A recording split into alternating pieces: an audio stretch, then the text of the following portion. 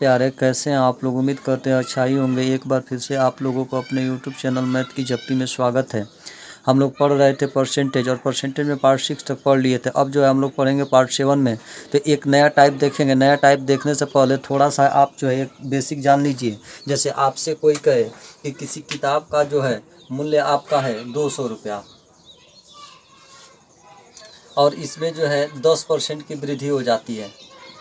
तो 10% की वृद्धि हमने इसके पहले कॉन्सेप्ट से बताया था कि 200 प्लस 200 गुणे 10/100, 100 से 2 बार में, यानी या आपका हो जाएगा 220 रुपया। कहने का मतलब है कि अगर 200 में 10% की वृद्धि हो जाती है तो आपका आता है 220 रुपया। लेकिन यह आपका हो गया बेसिक तरीका। अब हम इसको ट्रिक से देखेंगे कि ट्रिक से जो है, यदि आपसे कोई कहे कि 200 में 10% की वृद्धि होती है तो आप 200 प्लस 200 गुणे 10/100 नहीं करेंगे। इसको आप डायरेक्ट जो है 200 का 110% निकाल देंगे, और यही आपका जो है आंसर आ जाएगा। देखिए, इसमें भी आपका 11 दूना 22 अर्थात 220 रुपया ही आ रहा है। तो ये लंबा इतना करने से बढ़िया है कि आप जो है डायरेक्ट ऐसे कर ले। जैसे आपसे कोई कहे 580 में 10% की वृद्धि हो जाती है, तो आप इसको ऐसे लिखेंगे कॉन्सेप्ट से, 580 प्लस 580 गुणे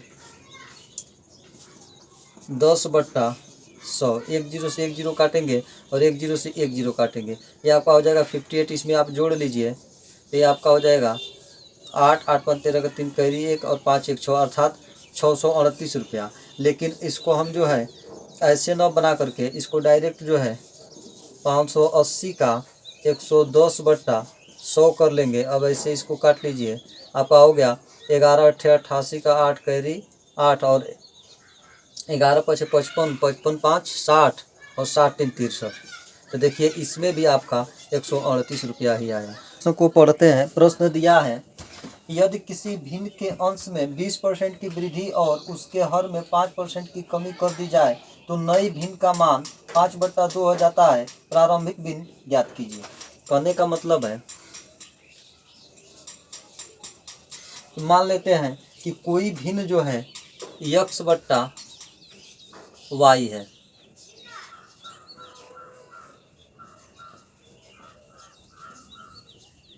मान लेते हैं कि कोई भिन्न जो है x/y है। अब जो है इसके अंश में 20% की वृद्धि हो रही है। तो 20% की वृद्धि हो रही है तो इसको लिखेंगे, आपसे बताए थे कि 20% की वृद्धि के लिए आप लिखेंगे 120/100।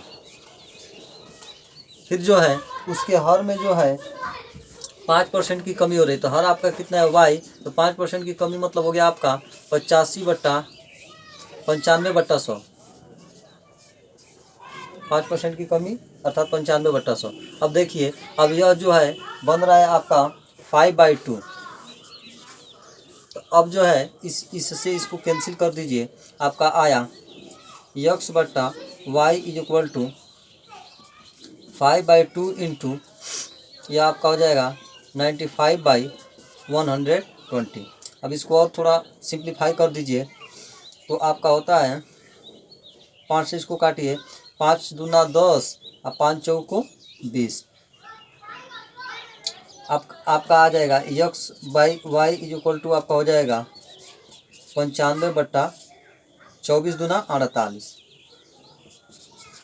अर्थात कहने का मतलब है कि जो आपका भिन्न होगा वह आपका 95/48 होगा, और यही आपका आंसर होगा। एक और प्रश्न को देखते हैं। प्रश्न दिया है, एक भिन्न के अंश में 20% की वृद्धि कर दी गई और उसके हर में 20% की कमी कर दी गई, अतः भिन्न का मान 4/5 हो जाता है। तदनुसार मूल भिन्न क्या है? कहने का मतलब है कि कोई भिन्न है और उसके अंश में 20% की वृद्धि कर दी गई और उसके हर में 20% की कमी कर दी गई, तो वह जो है भिन्न का जो मान आया वह 4/5 के बराबर है। तो कह रहा है कि जो भिन्न है पुरानी वाली, उसका जो है आप मान बताइए। तो मान लेते हैं कि आपका भिन्न जो होगा यह यक्स बट्टा वाई एक भिन्न है। अब जो है इसमें 20% की वृद्धि अंश में करना है।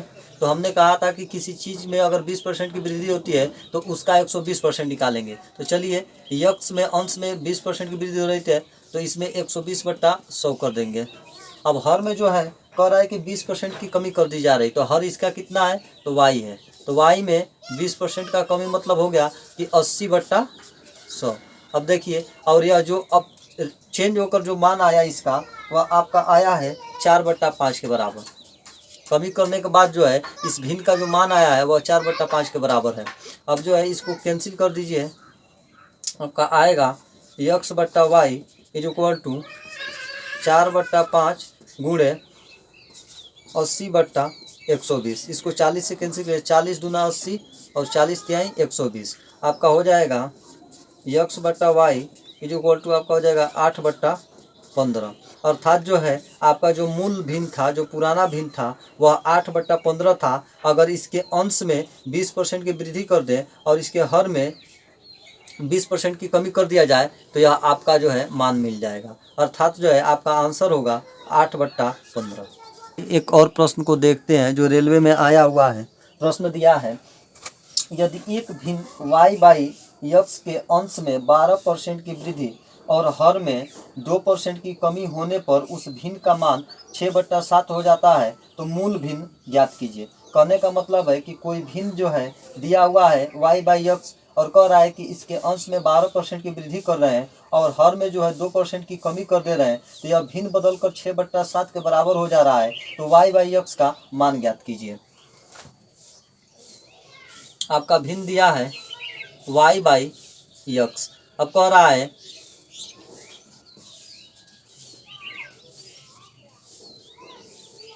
अब जो है कह रहा है कि इसके अंश में 12% की वृद्धि करना है। अर्थात जो है y का 112% निकालेंगे और इसका हर जो है यक्स में 2% की कमी कर रहा है, इसका मतलब हो गया 98/100। अब यह जो है भिन्न बदल कर आपका हो जा रहा है 6/7 के बराबर। अब इस 100 से इस 100 को कैंसिल कर दीजिए, आपका हो जाएगा y by x is equal to 6/7 गुणे 98/112। अब जो है इसको सिंप्लीफाई करेंगे तो आपका आ जाएगा y by x is equal to 3/4। अर्थात जो है उस भिन्न का जो मान था वह 3/4 था और यही आपका आंसर होगा। लोग पढ़ेंगे कि यदि किसी वस्तु का प्राइस बढ़ जाता है तो उसकी क्वांटिटी जो है कम हो जाएगी। अर्थात कहने का मतलब है कि प्राइस का जो रिवर्स होता है वह क्वांटिटी होता है। कहने का मतलब कि यदि आप किसी चीज़ का प्राइस बढ़ाते हैं तो उसके मात्रा में कमी आएगी, यदि मात्रा बढ़ा रहे हैं तो आपका प्राइस में कमी होगी। तो चलिए इसी पर आधारित जो है परसेंटेज का एक टाइप देखते हैं। तो प्रश्न दिया है, चीनी के भाव में 20% की कमी हो गई। अब एक व्यक्ति 36 रुपये में 500 ग्राम अधिक चीनी खरीद सकता है।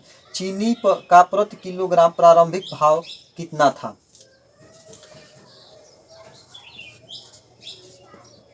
कहने का मतलब है कि चीनी के भाव में जो है 20% की कमी हो गई और कमी होने के कारण जो है वह व्यक्ति जितने रुपए में पहले चीनी खरीदता था, जितनी मात्रा मिलती थी उसमें जो है आपका 500 ग्राम अब अधिक मिलने लगा, क्योंकि प्राइस कम होने से क्वांटिटी आपका बढ़ेगा। तो चलिए अब इस फार्मूले का यूज करते हैं।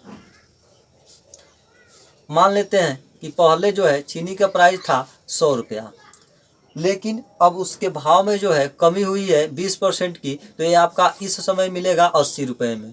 पहले अब देखेंगे कि क्वांटिटी कितना खरीदता था। पहले क्वांटिटी खरीदता था 80, लेकिन अब जो है भाव गिरने के कारण क्वांटिटी खरीदेगा 100। थोड़ा इसको और सिंप्लीफाई कर दीजिए तो ये आपका हो जाएगा 20 चौको 80 और ये हो जाएगा आपका 20×5 100। अर्थात कहने का मतलब है कि पहले अगर 4 यूनिट खरीदता होगा तो भाव गिरने से अब 5 यूनिट खरीदेगा।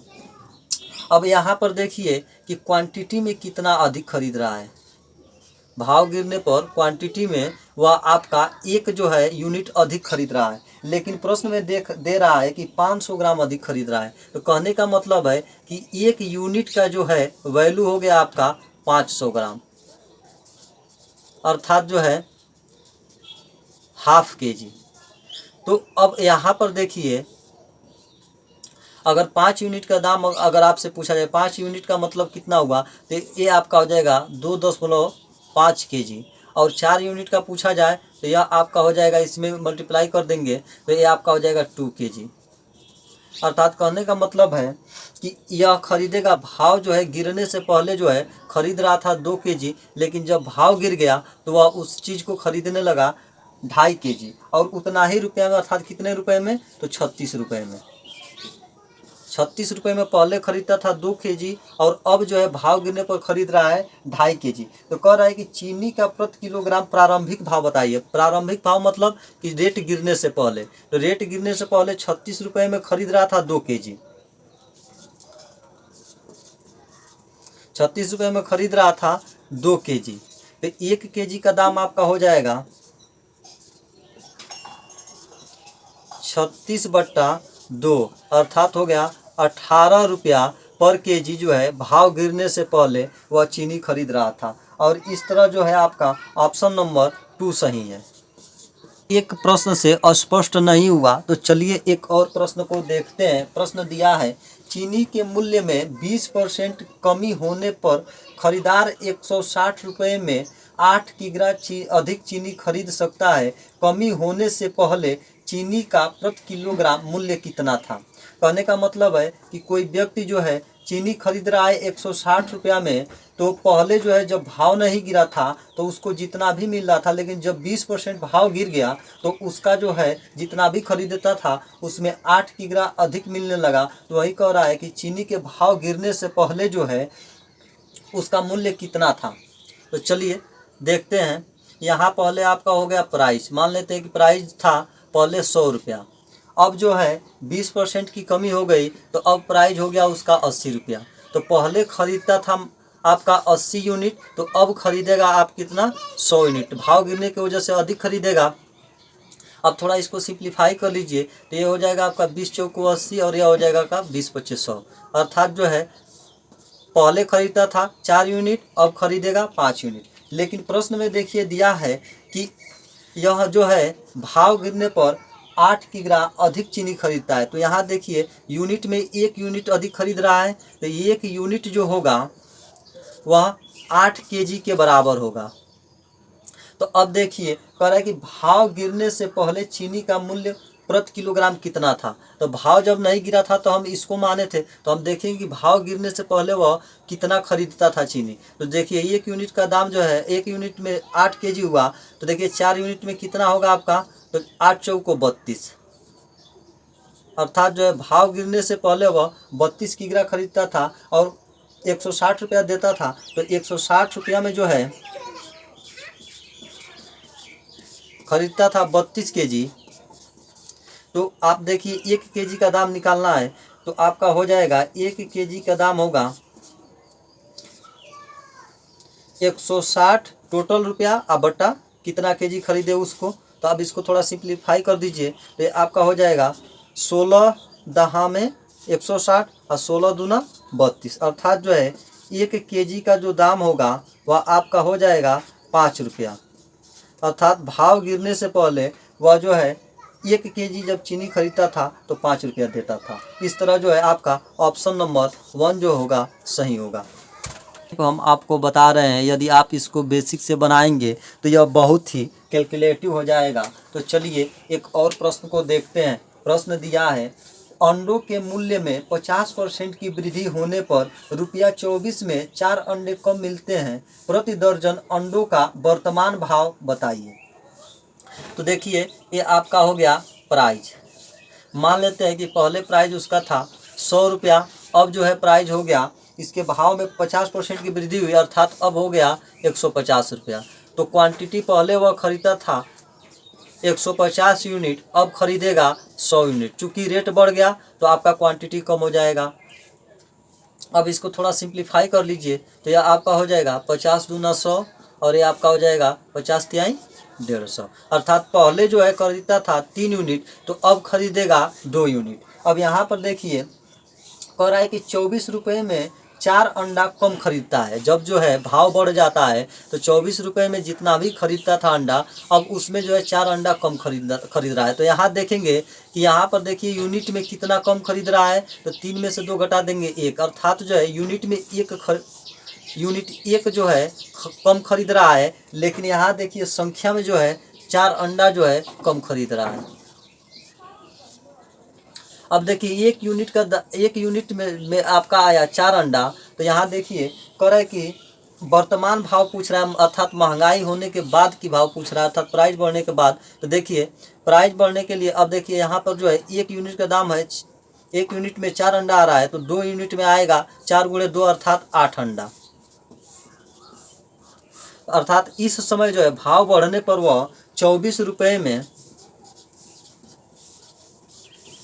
8 अंडा खरीदेगा। तो अब देखिए एक अंडा का दाम होगा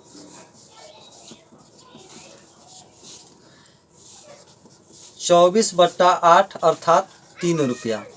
तो कह रहा है कि वर्तमान में अर्थात भाव बढ़ने के बाद जो है 1 दर्जन अंडे का कितना कीमत हुआ, यही प्रश्न में पूछा है। तो यहाँ चूंकि 1 अंडे का दाम 3 रुपया, तो 12 अंडे का दाम होगा 12 गुणे 3 बराबर 36 रुपया, और यही आपका आंसर होगा। तो दिया है अंडों के मूल्य में 20% की वृद्धि होने से ₹24 में 2 अंडे कम मिलने लगे। अंडों का वर्तमान प्रति दर्जन भाव क्या है? हम मान लेते हैं कि पहले प्राइस था 100 रुपया, लेकिन अब जो है भाव जो है वृद्धि हो गया, तो अब जो है उसका प्राइस हो गया आपका 120 रुपया। क्वांटिटी पहले खरीदता था 120, लेकिन अब खरीदेगा 100 यूनिट। अब थोड़ा इसको सिंप्लीफाई कर दीजिए, तो आपका हो जाएगा 20 छक्के 120 और 20 पच्चे 100। अर्थात कहने का मतलब कि भाव जो है बढ़ने से पहले अगर 6 यूनिट खरीदता था, तो भाव बढ़ने के बाद वह खरीदेगा 5 यूनिट। अब देखिए यहाँ पर क्या हो रहा है कि यूनिट में कितना कम खरीद रहा है, तो 1 यूनिट, 6 में से 5 गया अर्थात 1, तो रेशियो 1 यूनिट कम खरीद रहा है। लेकिन संख्या में कितना अंडा कम खरीद रहा है, तो 2 अंडा कम खरीद रहा है। तो आपका देखिए कह रहा है कि भाव बढ़ने के बाद जो है कीमत पूछ रहा है 1 दर्जन अंडे का, तो भाव बढ़ने के बाद पूछ रहा है। तो देखिए यहाँ पे 5 यूनिट का मान निकाल देंगे तो पता चल जाएगा कि भाव बढ़ने के बाद कितना अंडा मिल रहा था। तो देखिए 5 यूनिट का दाम, 5 यूनिट में कितना अंडा, 1 यूनिट में अगर 2 अंडा, तो 5 यूनिट में कितना अंडा होगा, तो इसमें मल्टीप्लाई कर देंगे 2 से, अर्थात आपका हो जाएगा 10 अंडा। अर्थात कहने का मतलब है कि भाव बढ़ने पर वह 10 अंडा खरीद रहा है। अब देखिए 24 रुपया में 10 अंडा खरीद रहा है, 24 रुपया में 10 अंडा। तो अब हम देखेंगे कि 1 अंडा का दाम कितना हुआ। तो 1 अंडा का दाम हो जाएगा आपका 24/10 अर्थात 2.4 रुपया। जब 1 अंडा का 2.4 रुपया, तो 12 अंडा का कितना हुआ, इसमें 12 से मल्टीप्लाई कर देंगे, ये आपका हो जाएगा 12 चौका 28 का 8 कैरी 4 और 12 में 24, 24 4 28, अर्थात जो है 28 रुपया 80 पैसा आपका हुआ। कि जब अंडा के भाव में 20% की वृद्धि हो गई, तो अब जो है वह 12 अंडे का 28 रुपया 80 पैसा देगा, और यही आपका आंसर होगा। प्रश्न दिया है गेहूं के मूल्य में 20% की कमी होने से ललिता ₹320 में 5 किलोग्राम अधिक गेहूं खरीद सकती है। गेहूं का आरंभिक मूल्य कितना था? कहने का मतलब है कि जितना में भी पहले गेहूं मिलता था उसके मूल्य में जो है 20% की कमी हो गई है। तो चलिए इसको देखते हैं सॉल्यूशन कैसे होगा। यह आपका हो गया प्राइज आपका मान लेते हैं कि पहले था 100 रुपया, तो अब जो है होगा 20% की कमी हुई, अर्थात अब जो है 80 रुपये में खरीदेगा। तो क्वांटिटी देख लेते हैं, प्राइस का रिवर्स क्वांटिटी होता है। तो यह आपका हो गया 80 और यह आपका हो गया 100 यूनिट। थोड़ा सिंप्लीफाई कर देते हैं, तो 20 चौको 80 और 20 पच्चे 100, अर्थात कहने का मतलब है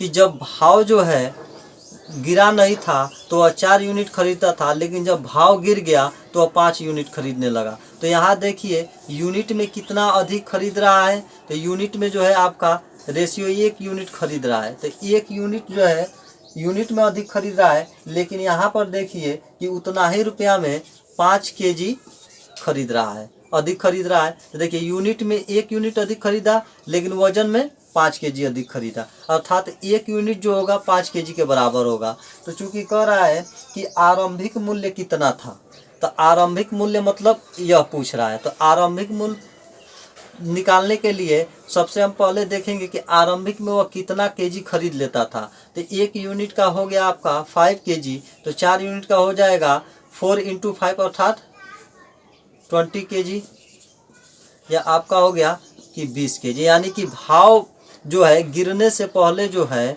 वह खरीद रहा था 20 केजी।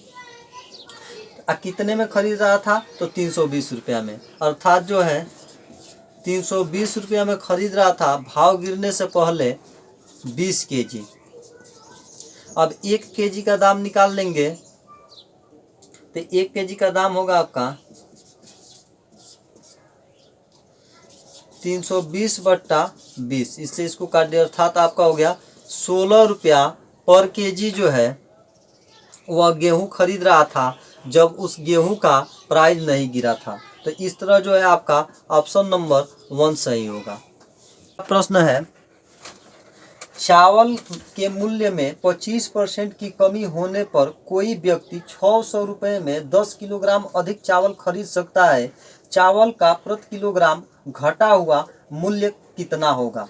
तो ये कहने का मतलब है कि चावल जो है 600 रुपया में जितना भी केजी खरीद रहा था, अब जो है 25% के उसके मूल्य में गिरावट हो गई, जिसके वजह से जो है वो 600 में 10 केजी जो है अधिक चावल खरीदने लगा। तो कह रहा है कि चावल का प्रति किलोग्राम मूल्य बताइए जिस समय उस चावल का रेट गिर गया था।